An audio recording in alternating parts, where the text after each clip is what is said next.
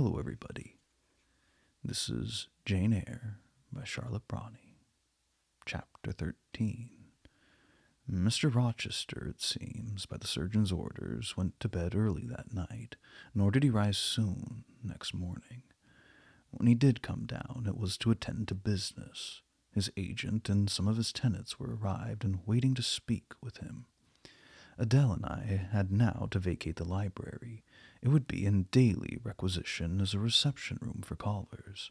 A fire was lit in an apartment upstairs, and I carried our books and arranged it for the future schoolroom.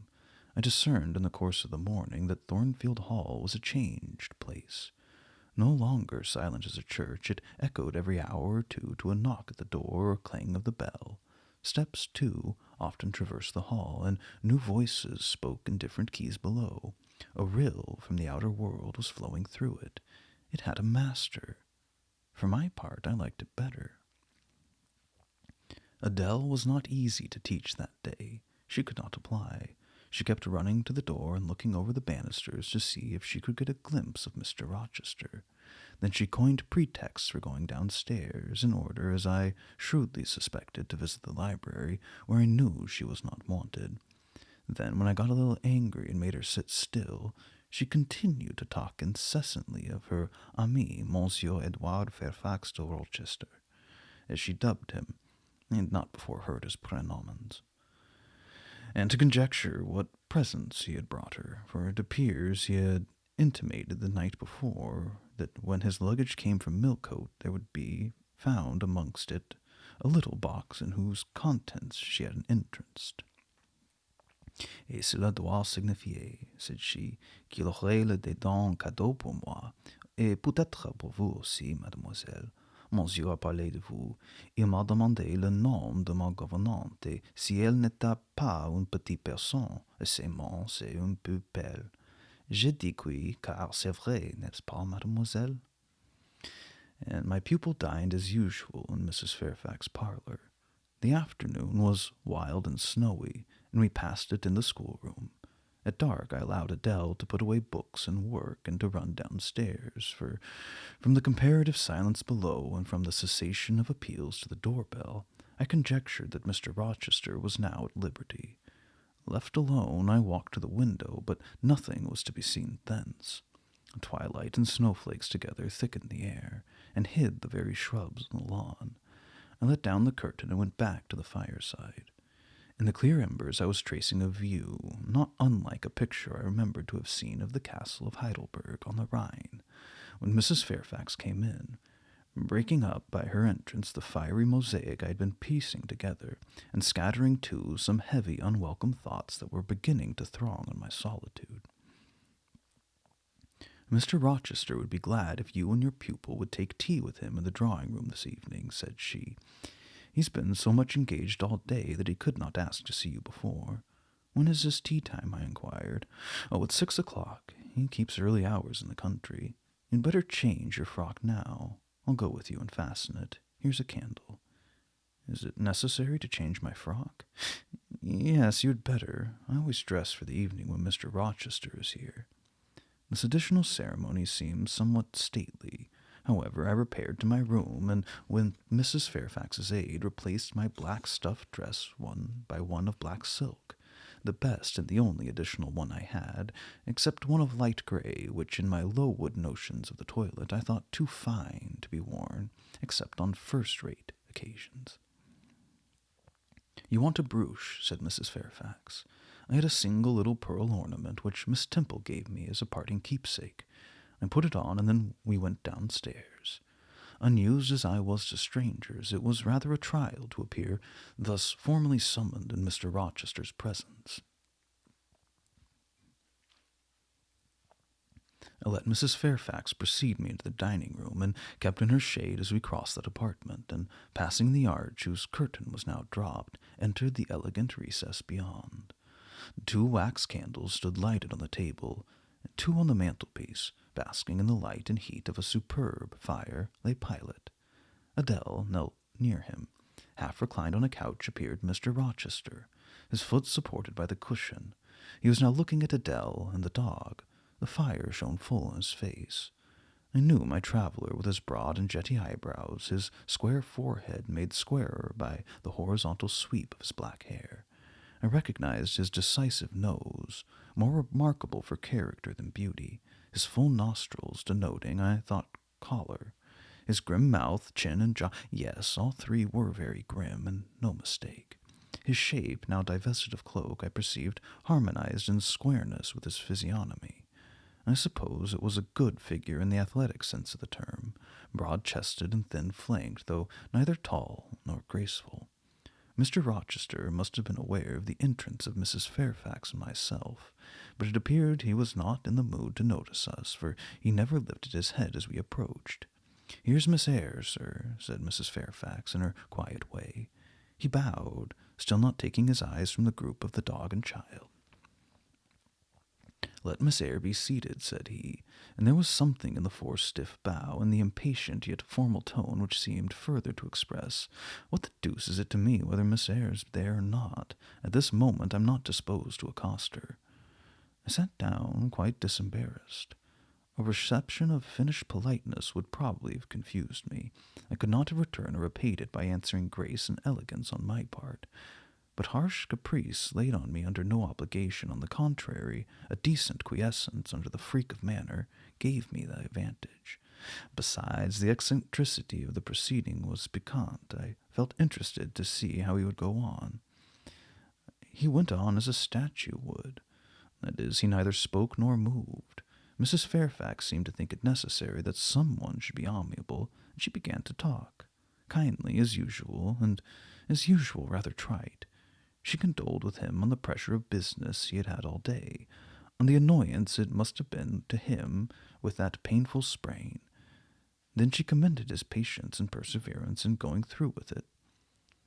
"Madam, I should like some tea," was the sole rejoinder she got. She hastened to ring the bell, and when the tray came, she proceeded to arrange the cups and spoons, etc., with assiduous celerity. I and Adele went to the table, but the master did not leave his couch. "Will you hand Mr. Rochester's cup?" said Mrs. Fairfax to me. "Adele might perhaps spill it." I did as requested, as he took the cup from my hand. Adele, thinking the moment propitious for making a request in my favor, and cried out, "N'est-ce pas, monsieur, qu'il y a un cadeau pour Mademoiselle Eyre dans votre petit coffre?" "Who talks of cadeau?" said he gruffly.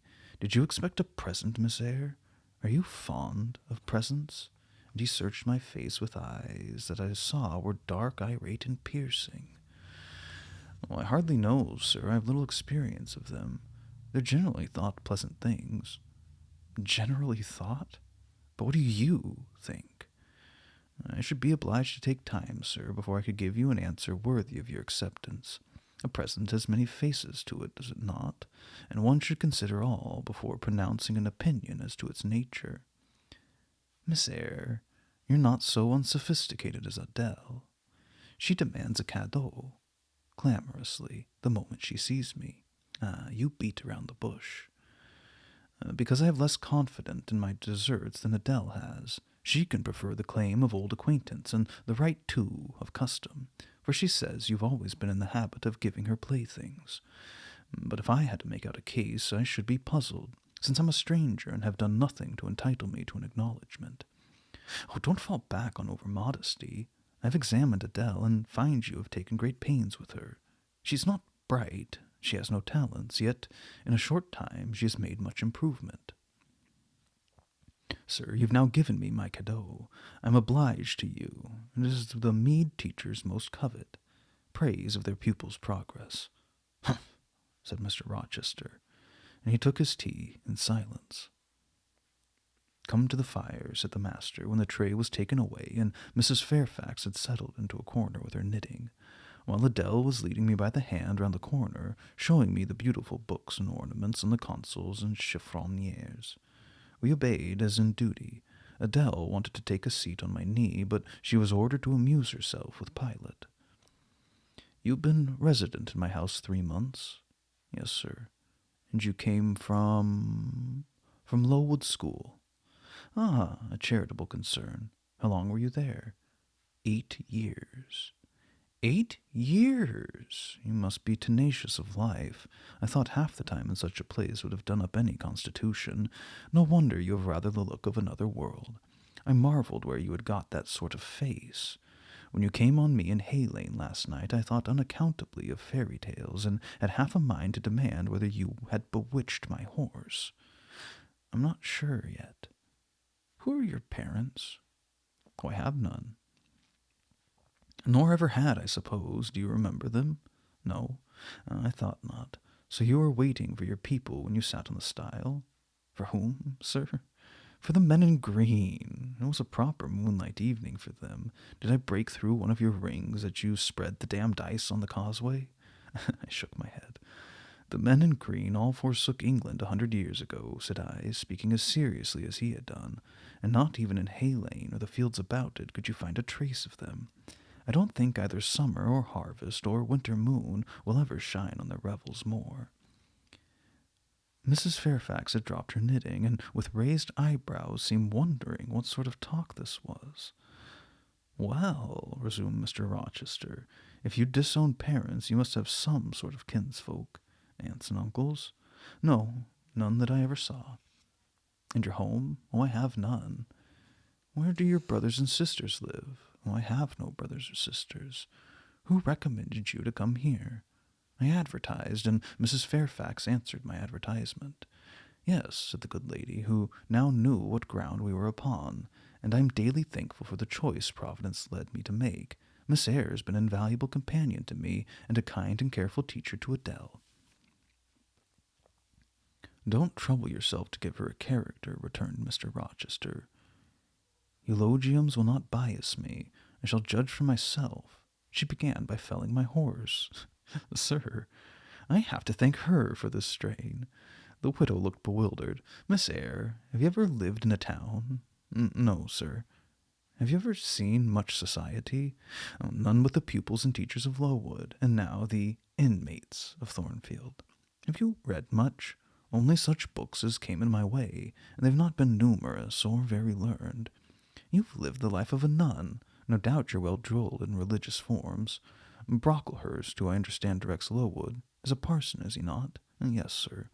And you girls probably worshipped him as a convent full of religieuses who would worship their director. Oh, no. You're very cool. No. What? A novice not worship a priest? That sounds blasphemous. I disliked Mr. Brocklehurst, and I was not alone in the feeling. He's a harsh man, at once pompous and meddling. He cut off our hair, and for economy's sake bought us bad needles and thread, which we would hardly sew. That was very false economy, remarked Mrs. Fairfax, who now again caught the drift of their dialogue. Was that what the head and front of his offending? Demanded Mr. Rochester. Oh, he starved us when he had the sole superintendence of the provision department before the committee was appointed, and he bored us with long lectures once a week, and with evening readings from books of his own inditing, about sudden deaths and judgments, which made us afraid to go to bed. What age were you when you went to Lowood? Oh, about 10. And you stayed there 8 years. You're now, then, 18? I assented. Arithmetic, you see, is useful. Without its aid, I should hardly have been able to guess your age. It is a point difficult to fix where the features and countenance are so much at variance as in your case. And now, what did you learn at Lowood? Can you play? Oh, a little. Of course, that's the established answer. Go into the library. I mean, if you please. Excuse my tone of command. I'm used to say do this, and it is done. I cannot alter my customary habits for one new inmate. And go then to the library, take a candle with you, leave the door open, sit down to the piano, and play a tune. I departed, obeying his directions. Enough, he called out in a few minutes. You play a little, I see, like any other English schoolgirl, perhaps rather better than some, but not well. I closed the piano and returned.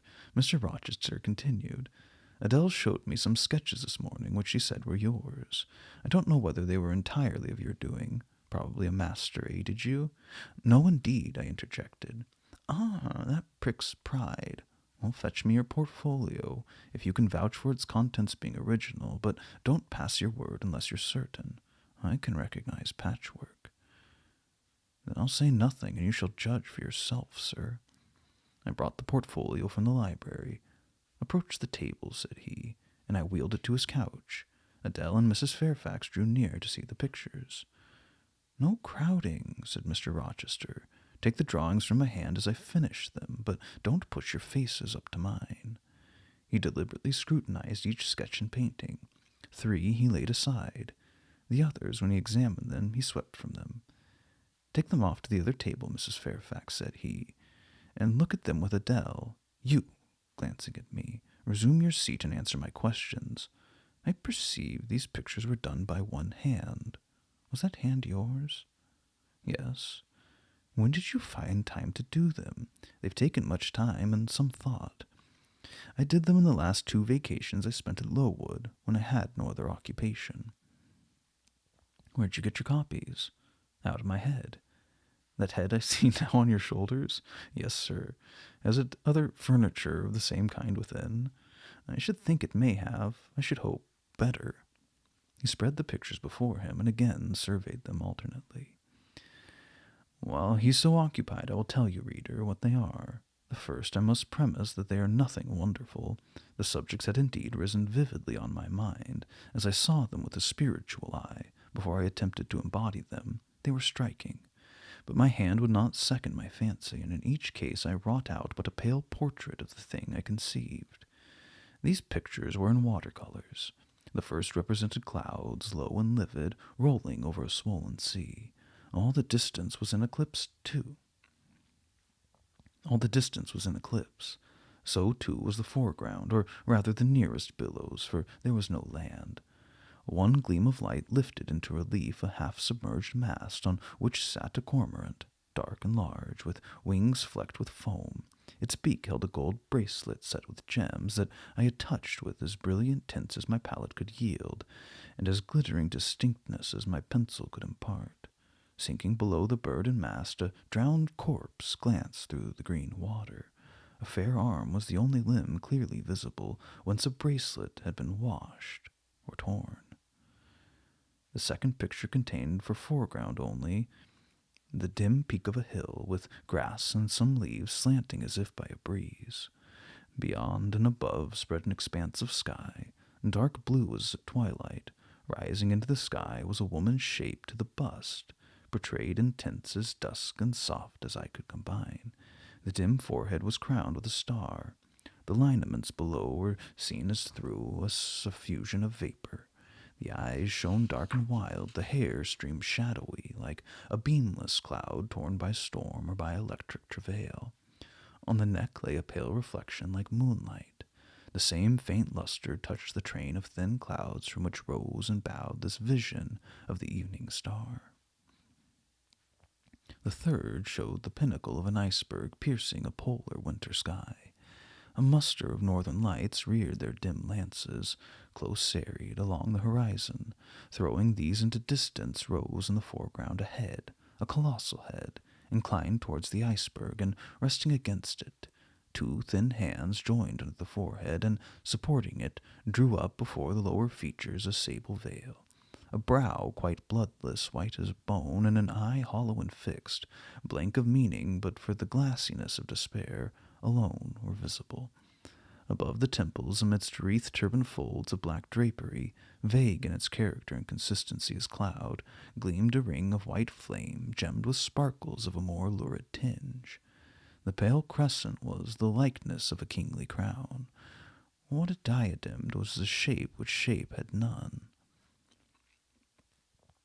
"Were you happy when you painted these pictures?" asked Mr. Rochester presently. "I was absorbed, sir. Yes, I was happy. To paint them, in short, was to enjoy one of the keenest pleasures I've ever known. That's not saying much. Your pleasures, by your own account, have been few. But I dare say you did exist in a kind of artist's dreamland while you blent and arranged these strange tints. Did you start at them long each day?" "I had nothing else to do, because it was the vacation, and I sat at them from morning till noon, from noon till night. The length of midsummer days favored my inclination to apply." "And you felt self-satisfied with the result of your ardent labors?" "Far from it. I was tormented by the contrast between my idea and my handiwork. In each case I imagined something which was quite powerless to realize. Oh, not quite. You secured the shadow of your thought, but no more, probably. You had not enough of the artist's skill and science to give it full being, yet the drawings are, for a schoolgirl, peculiar. As to the thoughts, they are elfish. These eyes and the evening star you must have seen in a dream. How could you make them look so clear and yet not at all brilliant? For the planet above quells their rays. And what meaning is that in their solemn depths? And who taught you to paint wind? There's a high gale in the sky, and on this hilltop. Where did you see Latmos? For that's Latmos. There. And put the drawings away. I had scarce tied the string of the portfolio when, looking at his watch, he said abruptly, "It's 9 o'clock. What are you about, Miss Eyre, to let Adele sit up so long? Take her to bed." Adele went to kiss him before quitting the room. He endured the caress, but scarcely seemed to relish it more than Pilate would have done, nor so much. "I wish you all good night now," said he, making a movement of the hand towards the door, in token that he was tired of our company and wished to dismiss us. Mrs. Fairfax folded up her knitting. I took my portfolio. We curtsied to him, received a frigid bow in return, and so withdrew. "You said Mr. Rochester was not strikingly peculiar, Mrs. Fairfax," I observed when I rejoined her in her room after putting Adele to bed. "Is he? Oh, I think so. He's very changeful and abrupt. True, no doubt he may appear so to a stranger, but I'm so accustomed to his manner I never think of it. And then if he has peculiarities of temper, allowance should be made. Why? Partly because it's his nature, and we can none of us help our nature. And partly he has painful thoughts, no doubt to harass him and make his spirits unequal. What about? Family troubles for one thing. But he has no family. Not now, but he has had, or at least relatives. He lost his elder brother a few years since." "His Eleanor brother?" "Yes, the present Mr. Rochester has not been very long in possession of the property, only about 9 years. 9 years is a tolerable time. Was he so very fond of his brother as to still be inconsolable for his loss?" "Why, no, perhaps not. I believe there were some misunderstandings between them. Mr. Rowland Rochester was not quite just to Mr. Edward, and perhaps he prejudiced his father against them. The old gentleman was fond of money, and anxious to keep the family estate together. He did not like to diminish the property by division, and yet he was anxious that Mr. Edward should have wealth too, to keep up the consequence of the name. And soon after he was of age, some steps were taken that were not quite fair, and made a great deal of mischief. Old Mr. Rochester and Mr. Rowland combined to bring Mr. Edward into what he considered a painful position, for the sake of making his fortune. What the precise nature of that position was I never clearly knew, but his spirit could not brook what he had to suffer in it. He's not very forgiving. He broke with his family, and now for many years he has led an unsettled kind of life. I don't think he's ever been resident at Thornfield for a fortnight together, since the death of his brother without a will left him master of the estate, and indeed no wonder he shuns the old place. Why should he shun it? Perhaps he thinks it's gloomy." The answer was evasive.